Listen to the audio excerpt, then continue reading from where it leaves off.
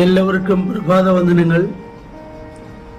ഇന്നേ ദിവസം ദൈവം നമുക്ക് ദാനമായി നൽകിയത് ഓർത്ത് ദൈവത്തെ സ്തുതിക്കുന്നു. രാജാക്കന്മാരുടെ 2-ാം പുസ്തകം 5-ാം അധ്യായം 16-ാം വാക്യം. ഞാൻ സേവിച്ചു നിൽക്കുന്ന യഹോവയാണ്, ഞാൻ ഒന്നും കൈക്കൊള്ളുകയില്ല എന്ന് പറഞ്ഞു. കൈക്കൊള്ളുവാൻ അവനെ നിർബന്ധിച്ചിട്ടും അവൻ വാങ്ങിയില്ല. അരാം രാജാവിന്റെ സേനാപതിയായിരുന്ന നയമാൻ പരാക്രമശാലി ആയിരുന്നു എങ്കിലും കുഷ്ഠരോഗിയായിരുന്നു. എന്നാൽ തന്റെ ഈ രോഗം മാറിക്കിട്ടേണ്ടതിന് അവിടെ ഉണ്ടായിരുന്ന അടിമ പെൺകുട്ടി പറഞ്ഞ വാക്കനുസരിച്ച് എലീശയുടെ അടുക്കിലേക്ക് വന്നു. താൻ ഉദ്ദേശിച്ചതുപോലെയുള്ള മറുപടി എലീശയിൽ നിന്ന് ലഭിച്ചില്ല. താൻ ആദ്യം ക്രൂദ്ധിച്ചു എങ്കിലും തൻ്റെ കൂടെ ഉണ്ടായിരുന്ന തൻ്റെ ബാല്യക്കാരൻ ആ കാര്യം വേണ്ടവണ്ണം തന്നെ ധരിപ്പിക്കുകയും ഒരു നിസ്സാര കാര്യമല്ലോ പ്രവാചകൻ പറഞ്ഞതെന്ന് പറഞ്ഞ് തന്നെ സ്വാന്തനപ്പെടുത്തി. അങ്ങനെ എലീശ പറഞ്ഞതുപോലെ തന്നെ അദ്ദേഹം ചെയ്തു.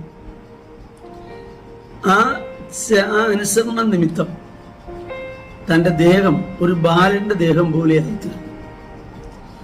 എന്നാൽ അങ്ങനെ താൻ സൗഖ്യമായ ശേഷം എലീശയ്ക്ക് ചില സമ്മാനങ്ങൾ കൊടുക്കുവാൻ താൻ ആഗ്രഹിച്ചു. അത് വിശേഷപ്പെട്ടതാണ്, നിസാരങ്ങളല്ല, വിശേഷപ്പെട്ട സാധനങ്ങൾ തന്നെ. എന്നാൽ എലീശ അത് വാങ്ങിയില്ല, അത് ഉപേക്ഷിക്കുക.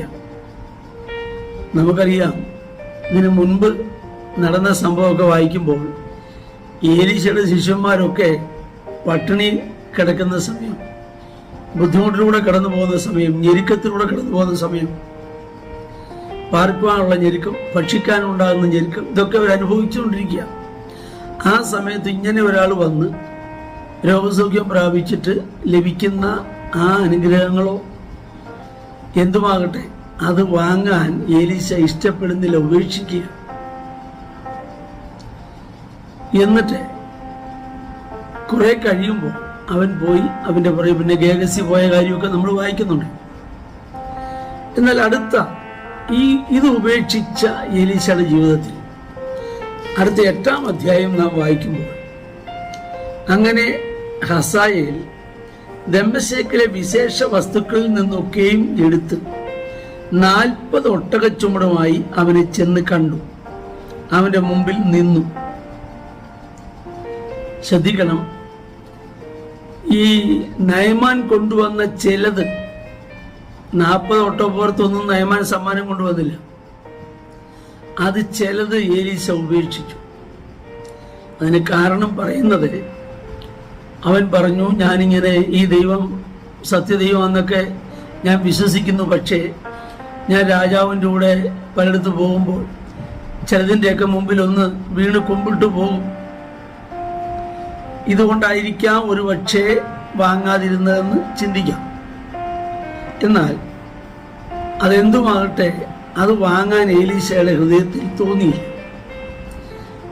അത് ഉപേക്ഷിച്ച എലീശയ്ക്ക് അധികം താമസം വിന 40 ഒട്ടകപ്പുറത്ത് സമ്മാനങ്ങളുമായി ആളുകളെ അയക്കത്തക്കവണ്ണം ഇടയായിത്തീർന്നു.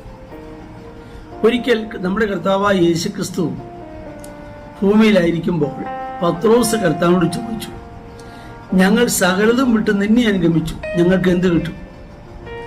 കർത്താവ് കാര്യങ്ങളൊക്കെ പറഞ്ഞു. അവരോട് പറഞ്ഞു, എൻ്റെ നാമനിമിത്തം വീടുകളെയോ നിലങ്ങളെയോ എന്തെങ്കിലുമൊക്കെ നിങ്ങൾ ഉപേക്ഷിച്ചെങ്കിൽ 100 മടങ്ങ് നിങ്ങൾക്ക് തരും.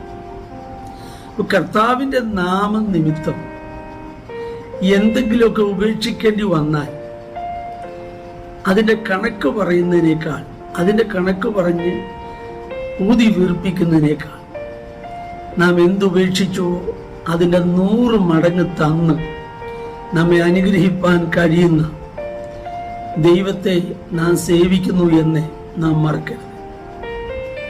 ചിലതൊക്കെ നാം ഉപേക്ഷിക്കേണ്ടി വരും. എലീശ വളരെ കഷ്ടതയോടെ കടന്നു പോവുകയാണ്, പക്ഷേ അത് ഉപേക്ഷിച്ചു. എന്നാൽ താമസമിന ദൈവം 40 ഒട്ടകച്ചുമടുമായി സമ്മാനങ്ങൾ ഏലീശയെ തേടി വരികയാണ്. നമ്മുടെ കർത്താവ് വിശ്വസ്തൻ. നാം നീതിയോടെ കർത്താവിനെ സേവിക്കുന്നെങ്കിൽ, ഉപേക്ഷിക്കേണ്ടതിനെ ഉപേക്ഷിച്ച് സ്വീകരിക്കേണ്ടതിനെ സ്വീകരിച്ച് മുൻപോട്ട് പോകുന്നെങ്കിൽ തീർച്ചയായും നമുക്ക് വേണ്ടി കരുതുവാൻ കഴിയുന്ന ഒരു ദൈവം ഉണ്ട്. നമുക്ക് പ്രാർത്ഥിക്കാം. ഞങ്ങളുടെ കർത്താവേ, സ്വർഗീയ നല്ല പിതാവേ, അങ്ങയുടെ നീതിക്കും വിശ്വസ്തയ്ക്കുമായി സ്തോത്രം ചെയ്യുന്നു. ഈ വചനം കേൾക്കുന്ന എല്ലാവരെയും അങ്ങയുടെ നാമത്തിൽ അനുഗ്രഹിക്കുന്നു. യേശു ക്രിസ്തുവിൽ അപേക്ഷിക്കുന്നു, കേൾക്കണം പിതാവേ. ആമേൻ. ദൈവം നമ്മെ എല്ലാവരെയും ധാരാളമായി അനുഗ്രഹിക്കും.